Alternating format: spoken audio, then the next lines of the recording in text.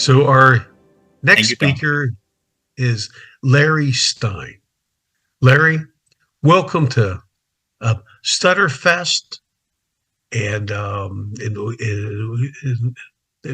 we're thrilled that you're here with us to present. Thanks, Larry Stein, everyone. Thank you. Okay, so it's nice to see some familiar faces here and familiar names. And it looks like someone's entering the waiting room. Do I push in the people in? You do. Okay. You take care of everything. All right. Hey, it's great to be here. Thanks so much to Tom and to Trisha. This has just been an amazing event. And I'm so happy that you're all here. I'm going to talk about two of the biggest challenges we face as people who stutter: public speaking and saying your name. And both of them had a real impact on me. So I'm excited to say it. And then at the end, I'm going to give you what was the most surprising realization from my stuttering journey. And you know, so I am not a therapist. I worked through my speech in my mid-50s. It's very late. I stuttered for 50 years pretty heavily, pretty severe up through about age 30 or so. And then my speech improved as I got into the workforce, and I felt more confident. I was in more speaking situations. And I always wanted to be in the investment field since I was 11. I began investing at the age of 13. But I realized that when I met with some investment people at the age of 17, that I just couldn't speak well enough. I mean, I was pretty severe, and so I took jobs in things that I like. I became a CPA, a master's in tax. I was a CPA for about 3 or 4 years. I hated that. I hated college. I went through some very, very, very difficult times. I became a financial writer, but in doing so, I had to talk more and more as I moved up. And finally, I got into the investment field at age 47 and created my own firm at the age of 54. And at the age of 55, 1 year in business, I loved it. And I realized that, whoa, I'm in trouble. I hardly had any clients.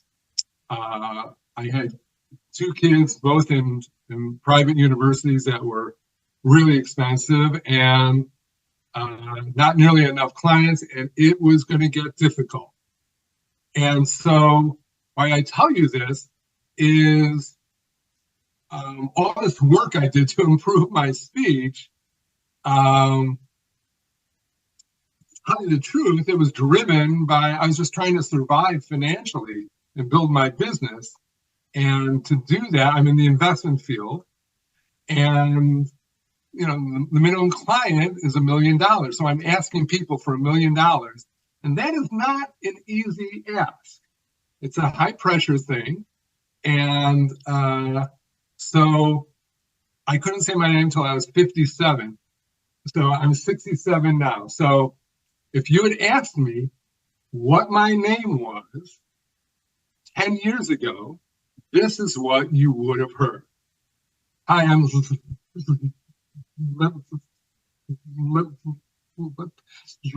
Larry Stein. Now, I cut it off there after a while, but it would have gone on for longer. But I'm just doing that so I could maintain my clarity of mind, okay? My speech was really severe, and it was very difficult. So how did I get from that to this? And it was not an accident. And more importantly, how can you leverage what I did to, if you want to take some action on your speech? And you know, some people don't, and that's great. You know, some people just want to embrace their stuttering and live a happy life. And I certainly understand, and that's great. For me, my speech was was pretty severe, and it was very difficult for me. And so I felt I had to take action. Although for 50 years, I obviously wasn't able to take action that was effective. And really for 30 years, I had given up. I just said, you know what? I'm just going to live life like this, and things will be all right. And frankly, if I hadn't had those financial pressures, I may not have done anything. But as I'm going to explain toward the end of the presentation, that was really a life-changing thing. And you never know how far you can go. And I had no conception that I could speak like this.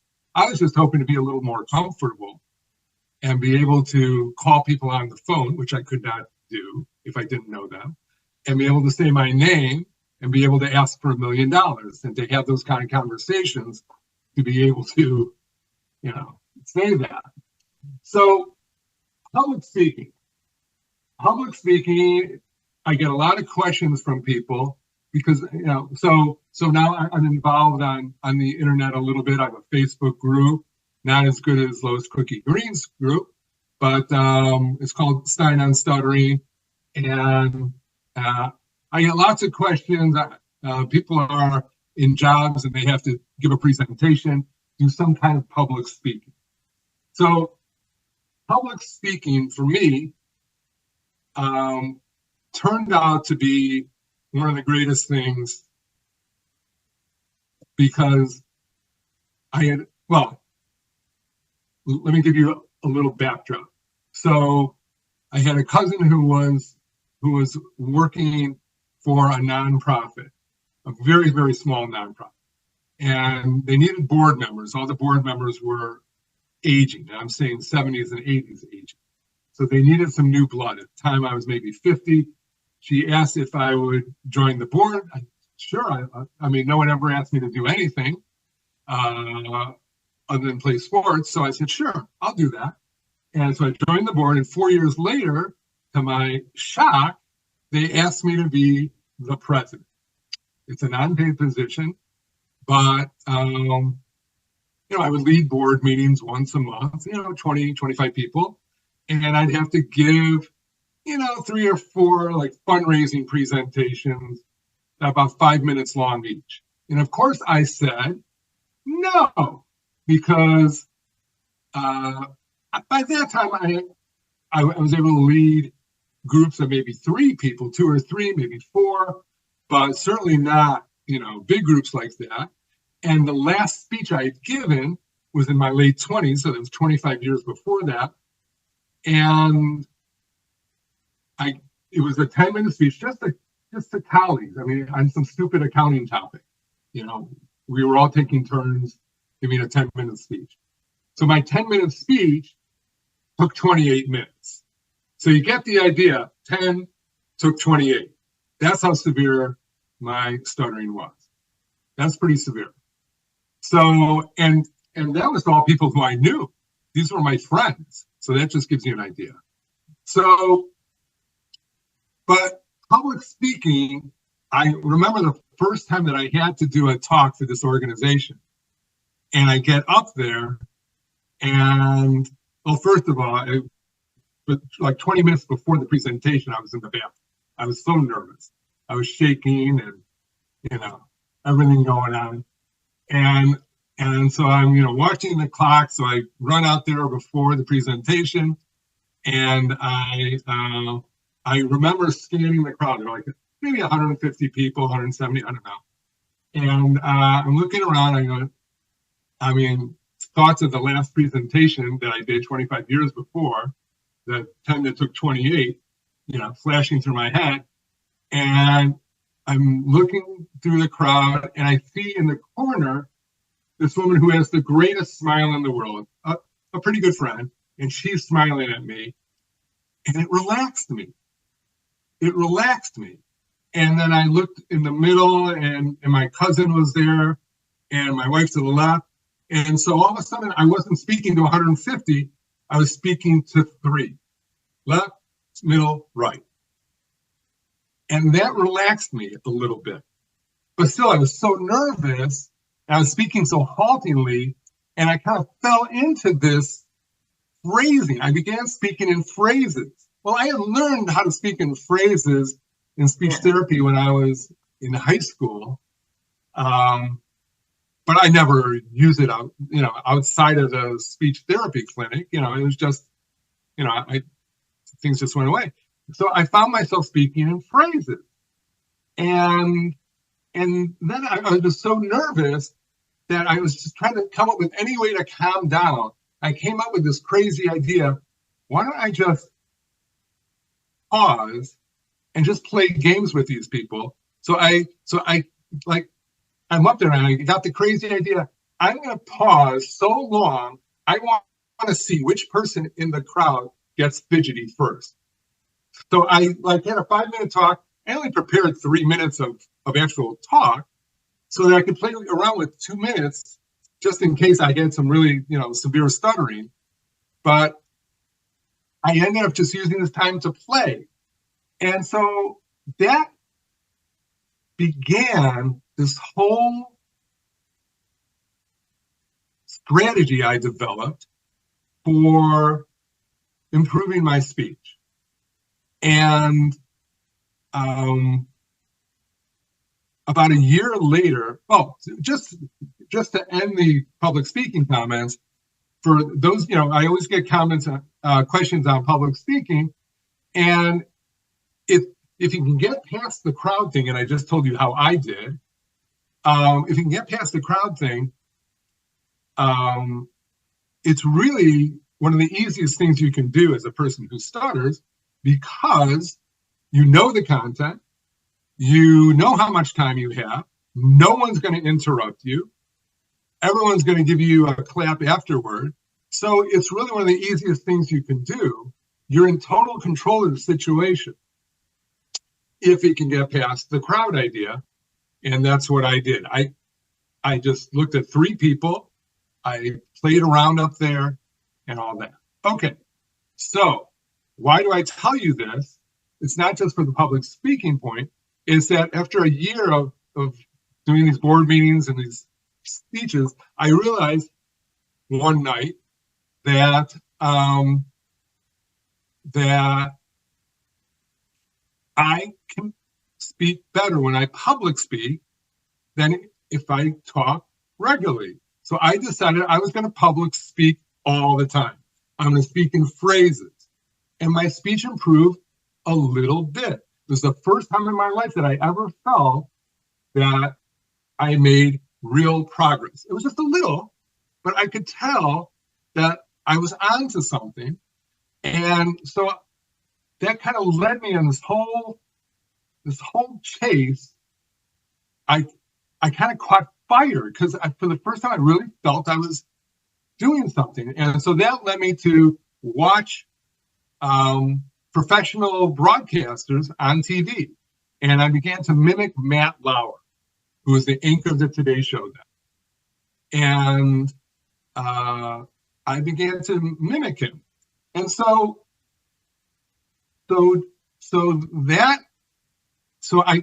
I completely relearned to speak. And I won't go into that because I don't want to talk about mechanics too much, because I want to get you to my name. So the other thing I hear on the internet, people ask me, is it's so hard to say your own name. I would just bet that everyone here who stutters, that's probably the hardest thing. And it was the hardest thing for me. So here's what I did. So I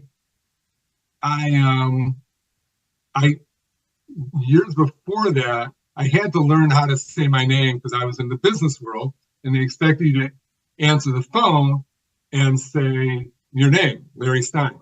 And I could not say that at all. You heard how it would sound. It would be 15, 20 seconds. And so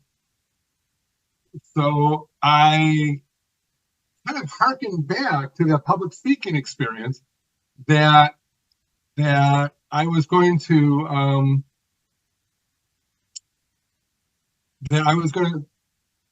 I was going to go from easiest to hardest, and I would just play around with it. So this was about 1.5 years into my journey. I'd already relearned to speak by kind of shortcutting how professional speakers speak. I call it breathe, emphasize, phrase, but it's just how good speakers speak. And then, like you heard in how I handled the public speaking, I would do the opposite all the time. And so rather than become rigid and so nervous, I began to play around with my speech. And so I would just, I had gone for 1.5 years and my speech had really improved, but I still couldn't say my name. It was 57 and I felt I really had to do that. And so I would call hotels. I would call hotels with 2,000 rooms and I would call them to ask if they had a room. But I would first say, hi, I'm Larry Stein. Do you have a room? Well, of course they have a room. They don't care what my name is. So it's an easy introduction. And I would do that. I would call hardware stores and ask if they have a hammer. Of course they have a hammer. They don't care what my name is. Again, and I would just do this. I would go up to really old people. One old guy one time told me after he heard that I was doing this, he said, you introduced yourself to me 5 different times. And I was wondering, what is wrong with this guy? Well, I was just using people for practice, easy practices. So everything I did went from easiest on up to hardest. So in saying my name, and it was like a 3 or 4 month project at the end of this 2-year journey where I just went at this first making these innocuous phone calls, introducing myself to little kids, doing all these crazy things like that. And then toward the end of it, I spent 3 weeks of just introducing myself over and over to people to the point where I could just say, Larry Stein, Larry Stein, Larry Stein. When I finally felt confident that I could do that, I can't tell you, it's like a lifetime of pressure just fell off of me. It was like in a movie. And I still had some, things I had to work on still with my speech, but it was really one of the great moments of my life. And I had given up for 30 years. And here I am, the age of 57, and now I could feel free to speak. In fact, I wrote a book on it called Free to Speak. And it's been endorsed by 15 well-known leaders in the stuttering and mental health community, including our own Tom Sharstein. So just in closing, what I want to say is that you never know how far you can go. I had given up for 30 years. I had given up all hope that I would ever be able to do anything with this. And I ended up building my business. Now I'm in the process of selling it. And now I help people with their stuttering all over the world. 4 different continents. No one on Antarctica, but 4 different continents. And I found strengths in myself that I had no idea that I had. I had no idea that I could be resilient, resourceful, that I could think on my feet. I mean, I do these presentations kind of off the top of my head pretty much. I have a couple notes here, but I've even given 3-hour presentations right off the top of my head. 3-hour workshops. You just never know how far you can go with this. And I found it to be the adventure of a lifetime. I really did. This was, I mean, yes, I love having kids. I love having this and that, but this was truly the adventure of a lifetime. And I know that a lot of people want to, just embrace it and accept it, and that's great. But if you really want to go after this, I think progress is possible. I had no sense that I could get to this point, but progress is possible, and it could really be the adventure of your lifetime. And now I help people all over the world at no charge. If you want to reach me, at Larry@Stein on Stuttering.com. If this was 10 years ago, I couldn't say my last name Stein, and I certainly couldn't say Stuttering. So I named it Stein on Stuttering just to kind of rub that into myself. I would love to meet whomever has questions, just email me. And it's always free. There's never any charge. But and I help about 8 to 10 people at a time. And it's been the most rewarding, exciting experience of my life to give back into the stuttering community. And I'm so thrilled that Tom and Tricia created this whole StutterFest, and they gave me the opportunity to meet with you today. So thank you very much. If you have any questions, I don't know if there's time to take questions now. And if not, email me. I'd be happy to get on the phone or Zoom with you or whatever is easiest for you. Thank you again. Have a good night.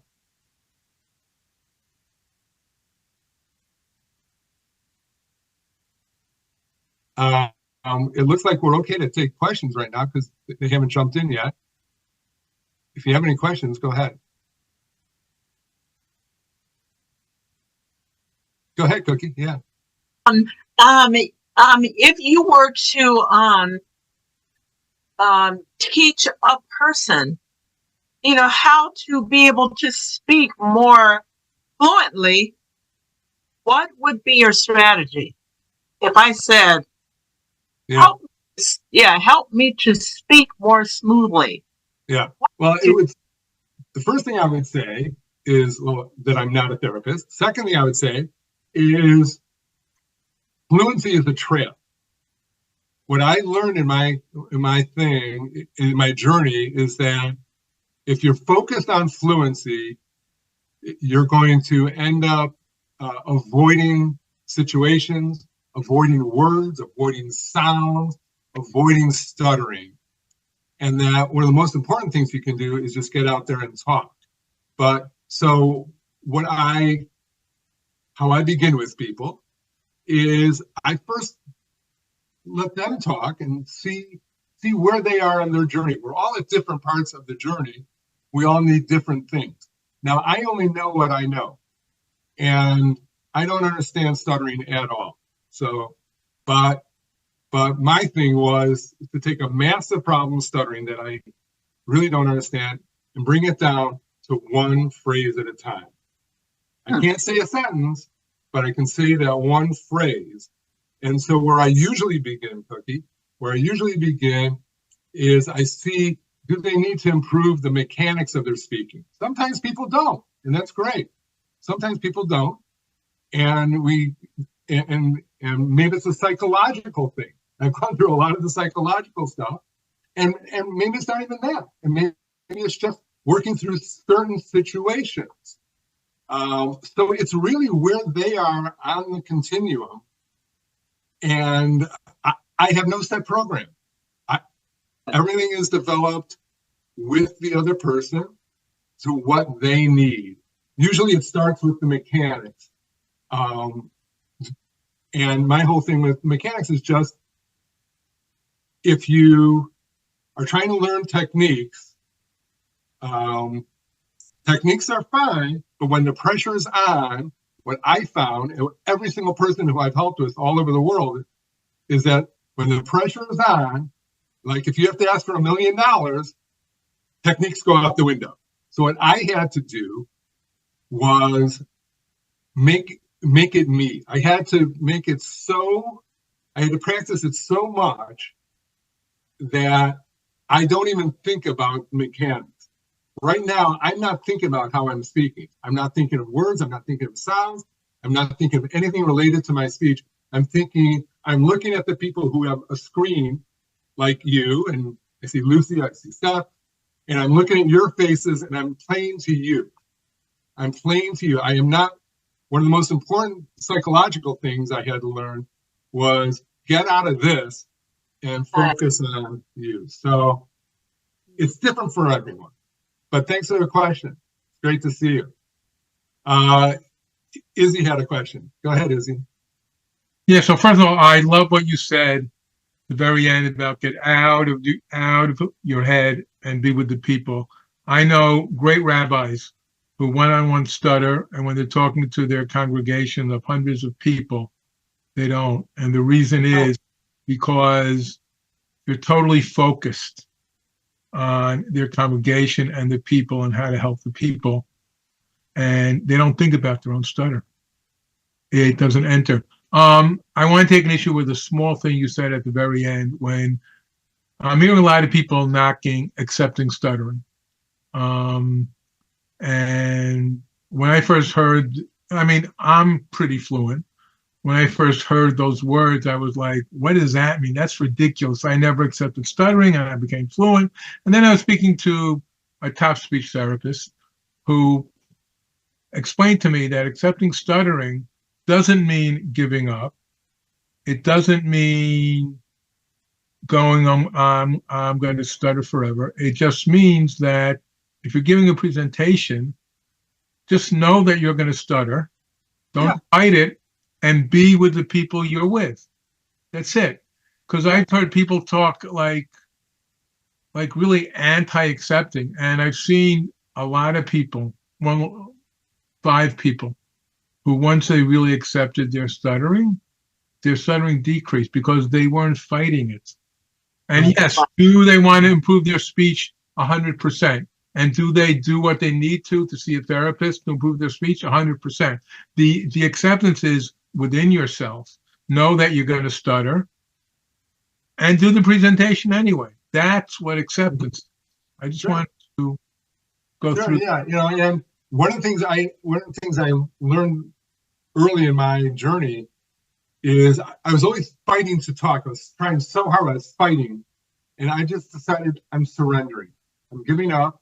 I'm surrendering, and I'm just gonna try and enjoy it. So I actually developed 2 things that I try and do in every conversation. One was to have fun, to enjoy every conversation, and to give in every conversation. So in other words, have fun is the opposite of struggling with stuttering. Enjoy and to give is the opposite of focusing on this and focusing on you. Sam, you have a question. Go ahead. Oh yeah, I was really motivated by your speech, and I had a question.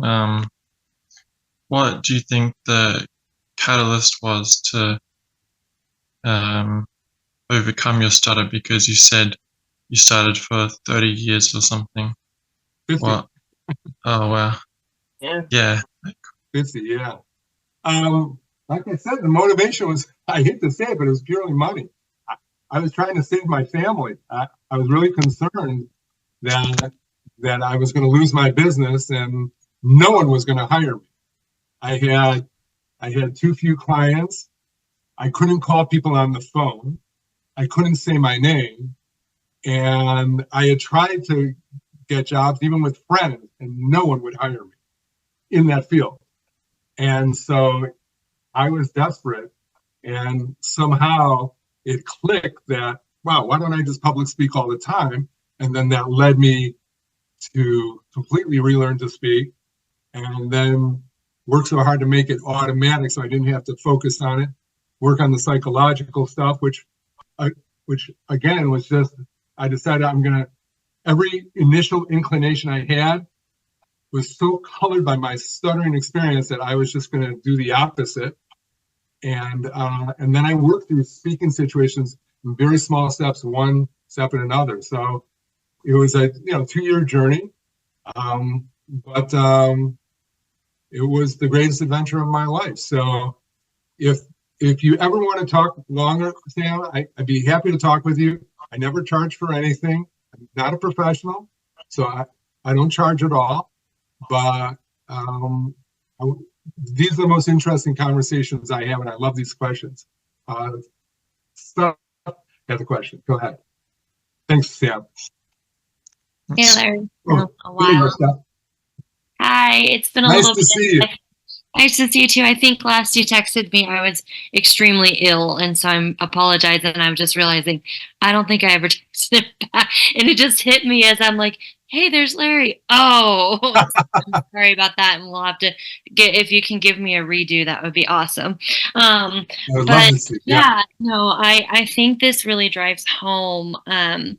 And you have a story, and everybody has a lived experience with stuttering. Mhm. And I think that we can be present in the same room and listen to stories and know and be respectful of your story and what that means for you. So I think that's really important, because I think that's been kind of the theme of this StutterFest is we've heard just so many different experiences and cultures and diversity, and we have something in common, but no two people are the same. And Right. so I really like how you phrased with, if you love to accept your stutter, that's you, and that's fine.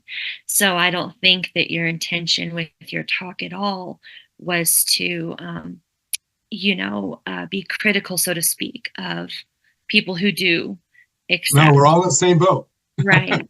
And so that's what I got from your talk. And so thank you for sharing. I think it's important to have this diversity in our community and to be able to coexist together, because the correct answer every time and what we're starting to see in the research is autonomy. And I've said that a few times in a few comments today, that, I have people come to, I'm a speech pathologist, by the way, for those who don't know me. And I have people come to the therapy room with lots of different stories. And some are very angry and some are very proud. And it's so important for me to meet them where they're at, because if someone walks in very, very angry, yes, naturally, anger, we've seen a presentation earlier today, anger means a lot of things and can lift people up and then also be damaging. And so it's finding this middle ground. But if someone came into my clinic and said, I am angry and this frustrates me, I have somebody I'm working with now who just gets so frustrated, and that's valid for her. And if I were to look her in the face the first time I met her and said, but it's okay to stutter, it's all right, we have acceptance, she probably wouldn't have come back because she wasn't ready or wanting to hear that. And so that first visit, my role in that relationship was to listen and validate her story, because it's not my story, right? Yeah. And so as much as I love ACT, and I've done great presentations on ACT and acceptance and stuff, it looks different for everybody, and we have to recognize that, and we have to validate that in different journeys, or else we are really hurting people when we silence them with their own story. So everyone has, it's so interesting because I talk to people, like I said, 4 different continents, and I talked to a guy in a yurt. I mean, laying on the floor in a yurt in Kurdistan. I mean, people all over the world. And we have a lot of similarities, which is insane to me. I mean, but everyone is in a different part of their journey, and you have to honor that. So that's why I answered Cookie's question by saying, the first thing I do is I listen. I want to understand where they're coming from. And as you say, validate that. And then maybe we can move on from there. But thank you, Stephan. It's so good to see you feeling better. Wow. That's great. Thank you. It's those expensive shots, Larry. I tell you what. I had to fight to get 71% lung function, because that's where I'm at right now. That's great. Anyways, it's not about me. I think someone else. Lucy, how are you? I'm good. You got a question, Lucy? Good to see you.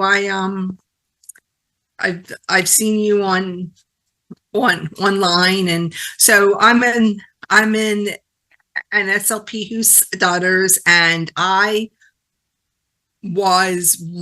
struggled severely until I was 43 3 and I read the words, "It's okay to stutter," because up until then, I did everything I could to not stutter, and that's what was keeping me so struggled. When I gave that up and just let my stutter out, my speech became so much more easy. But I just want to say that, like, the current theme today, it seems to be something that I like to tell people. Stuttering isn't here; it's here and here. And I'm just hearing it's when people gain that confidence, it is when they begin to let go of the struggle. You know, and for some people, it's the managed stuttering techniques that give them confidence. Not that they can use them, but knowing that they did this and they were, you know, able to speak more easily, gave them that confidence. So it is so different for everybody. But I truly believe that, it's very much about what the person thinks they can do. But not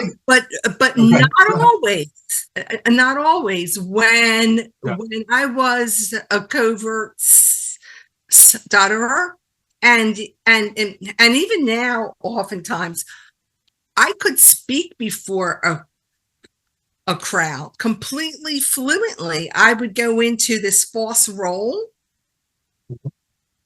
and with the kids I do therapy with, I don't stutter. I go into this false role, and the people I had most trouble with was my family and friends, people who knew me, because I couldn't be somebody else. I had to be me. So it's just everybody is different. And I think it comes from our early experiences. We build the feelings on what we experienced as children, and then let that carry on until we know a better way. So, but Cookie and Larry, thank you so much for all you do to help people. And Tom is back, and Tom and Trisha, and so. Nice to meet you. Thank you. You know, just real quick, one thing I realized after I really felt comfortable speaking and I was confident, there's two little quick things. Do I have 1 minute, Tom, or do I have to move on? 2 minutes. Okay, even better. Two things, if I can remember them. One thing I learned was, for me, to build true confidence, which I call true confidence, the kind that lasts, I realized that my brain is a really tough taskmaster, and I had to prove it with actual experience. And so with all the mindset stuff and all that stuff that I tried, none of it really worked when the pressure was on. And so what I realized I had to do was I had to build true confidence. I had to go one small step at a time, easy situations on up, to literally prove it to my brain and to myself that I can do these things. And in doing that, I not only gained confidence, but I learned so much more. And the other thing, what I really learned, the whole experience, was I didn't have to hide anymore with my speech. And I began to realize who I really am. And so that may sound kind of out there and crazy, but because I didn't have to hide anymore, I could really experience life, for me at least, for what it really is. And it's been the greatest adventure of my life.